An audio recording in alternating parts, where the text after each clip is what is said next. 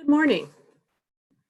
My name is Patty Chamberlain, and I am the Director of Children's Ministries at Westminster. Are you a person who sees their glass as half full or half empty? Now, I'm a person who typically is a half full person. But does your glass seem more empty these days? Mine sure does. May was supposed to be a really fun and crazy month for me. Last weekend was supposed to be our church family retreat, my most favorite and special weekend of the entire church year. Next weekend was supposed to be my parents' 60th wedding anniversary, and we were going to be having a family reunion here in Alexandria. The weekend after that was supposed to be my college reunion at Gettysburg. And today starts graduation weekend for Caroline, Maggie, and Grant. So I could choose to continue to fill what seems like my half-empty glass all the time.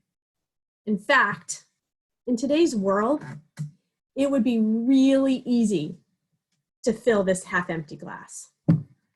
But I try really hard each and every day to choose to fill my half full glass. And man, this is getting more and more difficult every day. I'm getting tired of filling my glass. And there are times when I just want to say, why bother? But I refuse to quit. I choose to find ways to keep my half full glass as full as possible.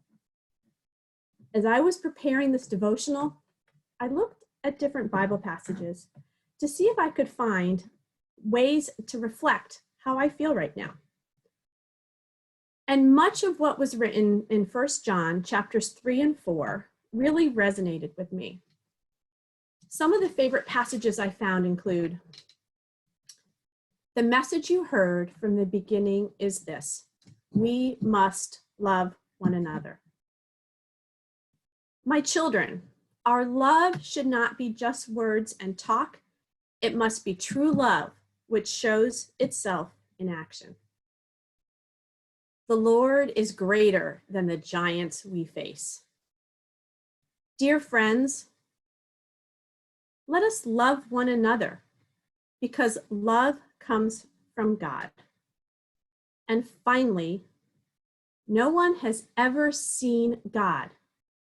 But if we love one another, God lives in union with us, and God's love is made perfect with us. Now, this last statement of no one has ever seen God made me think about how many ways I can choose to feel and see God each and every day.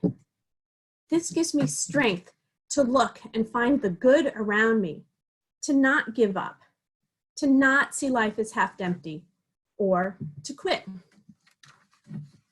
I invited people to share with me the ways that you all keep your glass half full and to find God in each and every day. I want to share these photos with you.